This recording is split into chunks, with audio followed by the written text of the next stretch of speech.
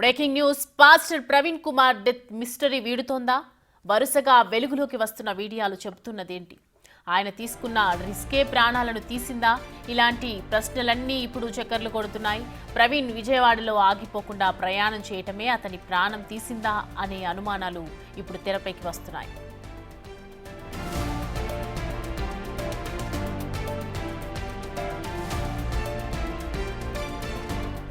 ప్రవీణ్ మృతికి ముందు ఆయన ప్రయాణం చేసిన మార్గంలో అనేక వీడియోలు ఇప్పుడు బయటకు వచ్చాయి. హైదరాబాద్ నుంచి బైక్పై బయలుదేరిన ప్రవీణ్ కుమార్ విజయవాడకు చేరుకోకముందే ప్రమాదానికి గురయ్యారు. కీసర టోల్గేట్ దగ్గర ఆయన సెల్ఫ్ యాక్సిడెంట్కు గురయ్యారు.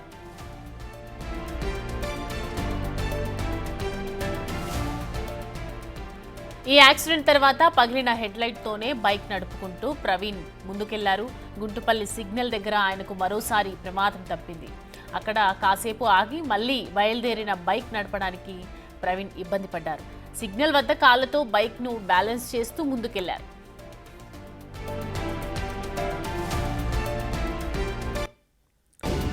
అలా కష్టపడుతూ గొల్లపూడి పెట్రోల్ బంకుకు సాయంత్రం 4:50 ప్రవీణ్ చేరుకున్నారు. అప్పటికే బైక్ హెడ్లైట్ ఊడిపోయి వేలాడుతోంది.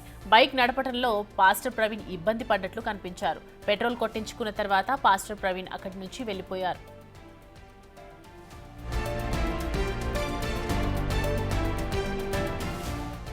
బంక్ నుంచి బయటికి వచ్చేప్పుడు కూడా ఆయన బైక్ను నడిపిన విధానం చూస్తే ఆయనకు అసలు ఓపిక లేనట్లే కనిపించింది.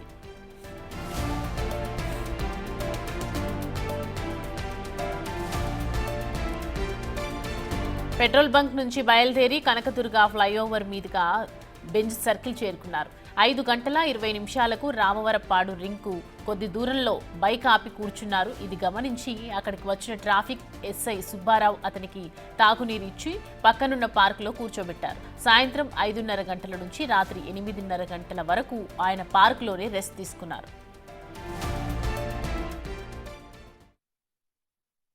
అక్కడ 5:20 జరిగిందండి. 5:20 జరిగిన తర్వాత ఇక్కడ 10 నిమిషాలకు వచ్చి కూర్చున్నాడండి. ఆ తర్వాత 8 గంటల దాకా ఇక్కడ ఉన్నాడు. 8 గంటల దాకా ఇక్కడ ఉన్నాడు. మీరు అడిగారా ఎవరండి మీరు ఏంటి వివరాలు ఏమన్నా అడిగారా ఆయన్ని? ఎవరండి ఆయన మీరు వివరాలు ఏమన్నా అడిగారా? మేము అడగలేదండి. మేము వివరాలు అడగలే. ఎక్కడి నుంచి వస్తున్నానంటే హైదరాబాద్ నుంచి వస్తున్నానని చెప్పాయండి. ఇంకేం చెప్పలేదు సార్. నేను అడగలేదు ఆయన. నేను పలానా పాస్టర్ పలానా ఏం మాకేం చెప్పలేదు సార్. అంటే మీకు తర్వాత ఐడెంటిఫికేషన్ అయిందా పాస్టర్ని? ఆ తర్వాత నిన్న క్రైమ్ వాళ్ళు వచ్చి అడిగారండి ఏంటని. ఏమనంటే మొన్న 24వ తారీఖున 5:20 యాక్సిడెంట్ అయిందండి. అంటే యాక్సిడెంట్ అంటే సెల్ఫ్ యాక్సిడెంట్ అయింది. పడిపోతే పబ్లిక్ ఉండి పక్కన కూర్చోబెట్టారు. ఆ తర్వాత మళ్ళీ 10 నిమిషాలు అతనే వచ్చాడు ఇక్కడికి. ఆ చెట్టు దగ్గర పెట్టుకుని ఆ పార్క్ దగ్గర కూర్చున్నాడు.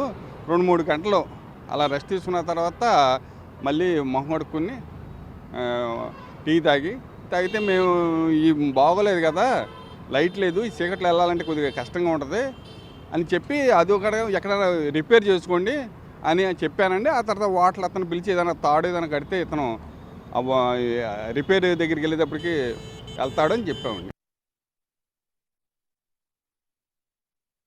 చెప్పినా వద్దులే సార్ వెళ్ళమాకండి, ఇప్పుడు డేంజర్, మీరు కొంచెం హెల్త్ అనీజీగా ఉందని చెప్పినాము. అయినా లేదు రాజమండ్రి వెళ్ళని అన్నారు. సర్లే అని చెప్పేసి కడతాం ఉండండి సార్ అన్నాను. అటు వెళ్ళాను, ఎస్ఐ గారు అటు వెళ్ళాడు. ఈలోపు స్టార్ట్ చేసుకొని స్పీడ్గా వెళ్ళిపోయారండి. మీరు తాడు కట్టారా? లైట్ కట్టలేదా? కట్టాను సార్, తాడు కట్టాను, అది ఉండలేదు. ఆ దారం ఏముంటుంది సార్, దానికి తెగిపోయి ఉంది. అద్దం మొత్తం పగిలింది అనమాట. ఈ డోమ్ ఉంటుంది కదా, ఇలాంటి డోమ్ ఉంది బుల్లెట్ది రౌండ్ది, అది మొత్తం పగిలింది, ఫుల్గా పగిలింది. ఇక్కడ బండి ఇక్కడే ఉంది. చాలాసేపు ఉంచాము, 4 సార్లు స్టార్ట్ చేశాడు, అవ్వలేదు. బండి కూడా వంచున్నాడు. ఆయన ఫేస్ అప్పుడే చూడటం నాకు తెలియదు, నేను న్యూస్లో మొన్నే చూశాను అనమాట. సో మన సార్లు వచ్చి ఎంక్వైరీకి వస్తే అప్పుడు చెప్పి ఉన్నాను. అది అంతే సార్ జరిగింది. నీరసంగా ఉన్నాడు సార్, నీరసంగా అంటే నడవలేని పరిస్థితిలో నీరసంగా నడుచుకుంటా ఇలా తీసుకొచ్చారు. ఎస్ఐ గారు మేమే తీసుకొచ్చాము, ఇద్దరం ఇక్కడ తీసుకొచ్చి బుల్లెట్ దగ్గర వదిలిపెట్టాం. ఈ పరిణామాలన్నీ చూస్తుంటే ఆయన విజయవాడలో ఆ రోజు ఆగి ఉంటే పరిస్థితి మరోలా ఉండేదని అనిపిస్తోంది. ఎందుకంటే ఎన్టీఆర్ జిల్లాలోకి ఎంటర్ అయిన తర్వాత ఆయన బైక్ 2 సార్లు ప్రమాదానికి గురైంది. మొత్తానికి ఆయన 3 గంటల మిస్టరీని అయితే పోలీసులు ఛేదించారు. మరిన్ని విషయాలపై ఫోకస్ చేశారు. మరోవైపు ప్రవీణ్ మృతిపై సోషల్ మీడియాలో తప్పుడు ప్రచారం చేస్తున్న వారిపై కూడా పోలీసులు ఫోకస్ చేశారు. ఇప్పటికే ఒకరిని అదుపులోకి కూడా తీసుకున్నారు. ఓవైపు ఉద్రిక్తతలు పెరగకుండా, తప్పుడు ప్రచారం జరగకుండా చర్యలు తీసుకుంటూనే మరోవైపు ఆయన డెత్ మిస్టరీని వేగంగా ఛేదిస్తున్నారు పోలీసులు.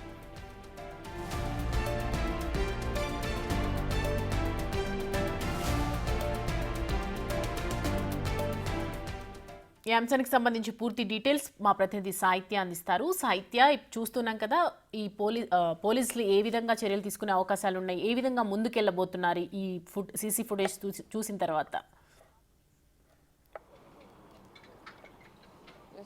రాజమహేంద్రవరంలో ఏదైతే ఇన్సిడెంట్ జరిగిందో పాస్టర్ ప్రవీణ్ పగడాల పైన, అయితే అది యాక్సిడెంటా లేకపోతే అది ఏదైతే మర్డర్ అని చెప్పేసి ఆరోపణలు వినిపిస్తున్నాయి. ఈ రెండింటి మధ్య అయితే సందిగ్ధతలో అయితే కనుక పోలీసులు దీనిపైన దర్యాప్తు కొనసాగిస్తూ ఉన్నారు. హైదరాబాద్ నుంచి ఆయన రాజమహేంద్రం వెళ్లే మార్గ మధ్యంలో అయితే కనుక కొన్ని చోట్ల ఆగిన పరిస్థితి అయితే ఉంది. అయితే హైదరాబాద్ నుంచి కూడా రాజమహేంద్రవరం వెళ్లేంత వరకు కూడా సీసీటీవీ ఫుటేజ్లు అన్నింటినీ కూడా సేకరించి వాటన్నింటినీ కూడా పరిశీలించే ప్రయత్నంలో అయితే కనుక రాజమహేంద్రవరం పోలీసులు అయితే పడ్డారని చెప్పొచ్చు. అదేవిధంగా విజయవాడ మీదుగానే వెళ్లే క్రమంలో అయితే కనుక విజయవాడలోనే పలు చోట్ల పాస్టర్ ప్రవీణ్ ఆగినట్టుగా కూడా పోలీసులు గుర్తించారు. అయితే రాజమహేంద్రవరం నుంచి కూడా పోలీసులు ఇక్కడికి వచ్చి దర్యాప్తులో భాగంగా అయితే కనుక ఇక్కడ రామరపాడు రింగ్ దగ్గర ఆయన ఏదైతే 3 గంటల మిస్టరీని అయితే కనుక అక్కడ ఛేదించి అక్కడ ఆయన ఎన్ని గంటల పాటు ఉన్నారు ఏంటి అని చెప్పేసి అక్కడ ఏదైతే ట్రాఫిక్ కానిస్టేబుల్ ఉన్నారో అతన్ని కూడా అడిగి మరిన్ని వివరాలు తెలుసుకున్న పరిస్థితి ఉంది. బిగ్ టీవీ ఎక్స్క్లూజివ్గా కొన్ని వీడియోలతో పాటు అయితే అక్కడ ఉన్న వాళ్ళను కూడా ఇంటర్వ్యూ చేసిన పరిస్థితుల్లో అయితే కనుక మరిన్ని వివరాలు అయితే బయటకు వచ్చిన నేపథ్యంలో దీనికి సంబంధించి కూడా ఒక క్లియర్ కట్ క్లారిటీ అయితే కనుక మనం కూడా తీసుకురాగలిగినాం. అదేవిధంగా అయితే కనుక నిన్న గొల్లపూడి ఇన్సిడెంట్ చూసుకుంటే కనుక గొల్లపూడి పెట్రోల్ బంక్లో కూడా అక్కడికి పాస్టర్ ప్రవీణ్ కుమార్ ఎంటర్ అయిన దగ్గర నుంచి కూడా ప్రతి ఒక్క సీసీటీవీ ఫుటేజ్ని మనం కూడా సేకరించాం. పోలీసులు కూడా ముందుగానే ఆ వీడియోని సేకరించి అక్కడ ఎవరైతే పెట్రోల్ కొట్టారో రాహుల్ అనే వ్యక్తి దగ్గర నుంచి కూడా స్టేట్మెంట్ని రికార్డ్ చేసుకున్న పరిస్థితి అయితే కనపడతా ఉంది. అదేవిధంగా అసలు తన హెల్త్ కండిషన్ ఎలా ఉంది, ఆయన వచ్చినప్పుడు బాగానే ఉన్నారా, ఎలా మాట్లాడారు అనే విధం పైన కూడా పోలీసులు ఎంక్వైరీ చేస్తూ ఉన్నారు. ఎందుకంటే ఇక్కడ రామరపాడులో 3 గంటల పాటు ఆగిన పాస్టర్ ప్రవీణ్ అక్కడ ఏం చేశారు ఏంటి, ఆయన హెల్త్ కండిషన్ వల్ల వాళ్ళు ఎలాంటి సజెషన్స్ చేశారు, ఒకవేళ నిజంగా మీరన్నట్టుగానే అక్కడ ఆగి ఉండుంటే కనుక పరిస్థితి ఇంకొక రకంగా ఉండేది. ఈరోజు పాస్టర్ ప్రవీణ్ మనందరితో కూడా బిగ్ టీవీ కూడా లైవ్లో కూర్చొని మాట్లాడుండేవాళ్ళేమో మేబీ. కానీ అదంతా కూడా అసాధ్యకరంగా మారి ఆయన అక్కడి నుంచి ఒక స్టెప్ ముందుకు తీసుకుని రిస్క్ చేసిన నేపథ్యంలోనే ఈరోజు పాస్టర్ ప్రవీణ్ అయితే కనుక మృత్యువాత పడ్డారు. దానికి సంబంధించి కూడా అనేక అనుమానాలను అయితే కనుక ఎవరైతే వ్యక్తం చేస్తూ ఉన్నారో, కొంతమంది అనుమానాలు వ్యక్తం చేయడం వేరు, దాని గురించి అసత్య ప్రచారాలు చేయడం వేరు. అసత్య ప్రచారాలు చేసే వాళ్ళపైన కూడా పోలీసులు ఇటువైపు సీరియస్గా ఫోకస్ పెట్టిన పరిస్థితి కనపడతా ఉంది. అటు సీరియస్గా ఫోకస్ పెట్టి ఎవరైతే ఒక పర్సన్ని కూడా అరెస్ట్ చేసినట్టుగా ప్రాథమిక సమాచారం అయితే అందుతూ ఉంది. అయితే మిగిలిన వాళ్ళపైన కూడా ఎవరైతే అసత్య ప్రచారాలు చేస్తూ ఎవరైనా మర్డర్ చేశారని కానీ లేకపోతే దీనిపైన అనేక ఆరోపణలు వినపడుతున్న నేపథ్యంలో అయితే కనుక ఒక ఫేక్ డీటెయిల్స్తో కానీ ఫేక్ ఎలిగేషన్స్తో కానీ ఎవరైనా సోషల్ మీడియాలో కానీ ఎక్కడైనా కానీ పోస్టింగులు చేస్తూ పాస్టర్ ప్రవీణ్ మృతి పైన ఎవరైనా రియాక్ట్ అయితే కనుక వాళ్ళ మీద కూడా చర్యలు తీసుకునే అవకాశం అయితే కనపడతా ఉంది. ఏదేమైనప్పటికీ కూడా పాస్టర్ ప్రవీణ్ మరణ వార్త అయితే కనుక అందరినీ దిగ్భ్రాంతికి గురి చేసిందని చెప్పొచ్చు. అదేవిధంగా మిస్టరీని కూడా ఛేదించే విధంగా అయితే కనుక పోలీసులు ఇప్పటికే దాని గురించి అయితే కనుక పూర్తి వివరాలను అయితే సేకరిస్తూ ఉన్నారు. మొత్తం మీద అసలు విజయవాడలో కూడా ఎక్కడెక్కడైతే ఆయన కొన్ని ప్రదేశాల్లో ఆగిన పరిస్థితుల్లో అక్కడ సీసీటీవీ ఫుటేజ్లను పరిశీలిస్తూ కూడా ఇప్పటికే అటు గొల్లపూడిలో కొంతమంది దగ్గర స్టేట్మెంట్ రికార్డ్ చేయడం కానీ ఇక్కడ రాజమహేంద్రవరం వెళ్లే మార్గ మధ్యంలో అయితే కనుక ఇక్కడ రామరపాడు విజయవాడ ఏదైతే ఉంటుందో అక్కడ కూడా స్టేట్మెంట్ రికార్డ్ చేయడం. నిన్న మనం ఒక వీడియో చూసాము, ఆయన యాక్సిడెంట్ కూడా ముందుగా ఒక కేసరి టోల్గేట్ దాటుకుని వచ్చి దానికి ముందే ఆయన బైక్ పైన డ్రైవ్ చేసుకుంటూ కొంత స్పీడ్తో అయితే కనుక ఆయన వచ్చే నేపథ్యంలో ఆయన పడిపోయారు.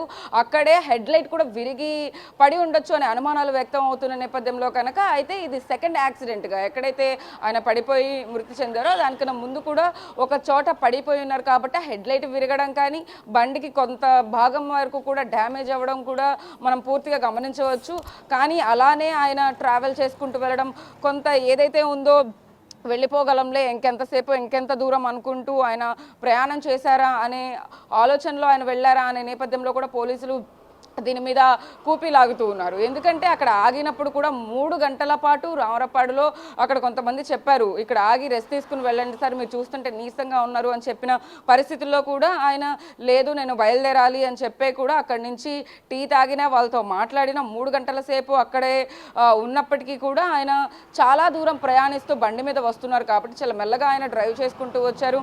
అయితే అదే నేపథ్యంలో అయితే హెల్మెట్ కూడా ధరించే ఉన్నారు, ఎక్కడా కూడా రిస్క్ ఫ్యాక్టర్ ఏమీ అవ్వదు అని కాన్ఫిడెంట్తో ఆయన ముందుకు వెళ్ళుంటారు. మేబీ అక్కడి నుంచి వెళ్ళిన నేపథ్యంలో అయితే కనుక ఒక చోట యాక్సిడెంట్ అయ్యి ఆయన చనిపోయిన వార్త అటు ఫ్యామిలీని కానీ ఇటు ఏదైతే యావత్ తెలుగు రాష్ట్రాల్లో కూడా ఎవరైతే ఆయనకి అభిమానులు ఉంటారో లేకపోతే కొంతమంది ప్రవక్తలు ఖచ్చితంగా భక్తిభావంలో కూడా ఆయనతో మాట్లాడుతూ ఉంటారు కాబట్టి ఆ చర్చికి వెళ్ళినప్పుడు వాళ్ళందరూ కూడా కొంత అనుమానాలు అయితే వ్యక్తం చేస్తున్నారు. ఎవరైనా కొట్టి చంపేశారో, బాడీ మీద ఏవైతే ఘాట్లు కనపడుతున్నాయని చెప్తున్నారో వాటన్నిటి మీద కూడా కొంత అనుమానాలు వ్యక్తం అవుతున్న నేపథ్యంలో అయితే కనుక వాటన్నిటిని కూడా ఇప్పుడు బయటపెట్టే అవకాశం పోలీసులు ఎంతైనా కనపడుతుంది. పోస్ట్మార్టం రిపోర్ట్ అనంతరం అయితే కనుక ఖచ్చితంగా దీని నుంచి ఒక క్లియర్ కట్ క్లారిటీ కానీ ఈ సీసీటీవీ ఫుటేజ్ల గురించి కూడా ఒక క్లారిటీ రాజమహేంద్రవరం పోలీసులు ఇచ్చే అవకాశం అయితే కనపడుతుందని చెప్పొచ్చు. సాహిత్య ఏదైతే అంటే స్టార్టింగ్ నుంచి ఆయన చనిపోయిన స్టార్టింగ్ నుంచి కూడా హత్య అని మీరు చెప్పినట్టుగా అన్నారు. క్రైస్తవ సంఘాలన్నీ వాళ్ళ అనుచరులు కావచ్చు, వాళ్ళ మా పాస్టర్ ప్రవీణ్కి సంబంధించినటువంటి బంధువులు కావచ్చు, కుటుంబ సభ్యులు కావచ్చు. సో ఈ వీడియో చూసిన తర్వాత కొన్ని ఏదైతే సాక్ష్యాలు ఆధారాలన్నీ చూపిస్తూ ఉన్నారో పోలీసులు, దీని తర్వాత ఏం చెప్తూ ఉన్నారు అంటే వాళ్ళు ఏమంటున్నారు మొత్తానికి? సో ఇటు క్రైస్తవ సంఘాలు అయితే కనుక ఖచ్చితంగా ఇది హత్య చేయబడ్డారు పాస్టర్ ప్రవీణ్, ఇవన్నీ కూడా ఏవైతే వీడియోలు బయటకు వస్తున్నాయి అంటే సోషల్ మీడియా వేదికగా కూడా చాలామంది కమెంట్లు రూపంలో అయితే కనుక వాళ్ళ అనుమానాలను వ్యక్తం చేస్తూ ఉన్నారు. ఏవైతే వీడియోలు బయటకు వస్తున్నాయో అవన్నీ ఫేక్ వీడియోలు అంటూ కూడా కొంతమంది ఆరోపిస్తూ ఉన్నారు. మరికొంతమంది అయితే కనుక పాస్టర్ ప్రవీణ్ ఈ రకంగా చనిపోవడం వల్ల అయితే కనుక కొంతమంది బాధాకరం అయితే వ్యక్తం చేస్తూ ఉన్నారు. ఎందుకంటే సీసీటీవీ ఫుటేజ్లో ప్రత్యేకంగా పాస్టర్ ప్రవీణ్ ప్రయాణించే క్రమంలో అయితే కనుక ఎంతో నీరసంగా ఉన్నట్టుగా కూడా అనేక స్టేట్మెంట్లను కలెక్ట్ చేసుకుంటున్నారు పోలీసులు. వాళ్ళు స్వతహాగానే ఆయన గమనించిన ప్రతి ఒక్కళ్ళు కూడా ఆయన హెల్త్ పట్ల కానీ లేకపోతే ఎందుకంత నీరసంగా ఉన్నారు ఏంటి, ఆయన ట్రావెల్ చేసే క్రమంలో కూడా ఆ హెడ్లైట్ లేకుండా 8 గంటల సమయంలో ఆయన హెడ్లైట్ లేకుండా ఎలా వెళ్ళారు అనే మెయిన్ డౌట్ అయితే కనుక ప్రతి ఒక్కరికి కూడా ఖచ్చితంగా వస్తుంది. ఎందుకంటే హెడ్లైట్ విరిగిపోతే ఖచ్చితంగా మనం బండి ట్రావెల్ చేసేటప్పుడు ఎక్కడా కూడా మార్గ మధ్యంలో మనకి ఆ వే అనేది కనిపించదు. ఆయన ఇక్కడే విజయవాడ కేసరి ముందు దగ్గర నుంచి ఆ హెడ్లైట్ విరిగిపోయిందంటే అంటే 5 గంటల సమయము 6 గంటల సమయం ఇక్కడ ఇంకా 3 గంటల సేపు కూడా రామరపాడులో ఆయన అక్కడే ఉన్నారు. అంటే 8 గంటలు అయిపోతుంది, చీకటి పడే నేపథ్యంలో కూడా అక్కడి నుంచి వెళ్ళేటప్పుడు ఆయనకి మార్గం కూడా కనిపించే అవకాశం లేదు కాబట్టి ఆయన అసలు ఎలా ట్రావెల్ చేశారు అనే దానిపైన కూడా ఇంకొంత దర్యాప్తు చేస్తూ ఉన్నారు. అదే నేపథ్యంలో చూసుకోకుండా ఎక్కడైనా పడిపోయిన నేపథ్యంలో ఈ దెబ్బలు తగలడం కానీ ఏమైనా జరిగాయా అనేది అయితే కనుక ప్రాథమిక సమాచారం ఖచ్చితంగా పోలీసులు ఇవ్వాల్సిన పరిస్థితి కనపడుతోందని చెప్పొచ్చు. రైట్ సాహిత్య, థ్యాంక్స్ ఫర్ ద అప్డేట్స్.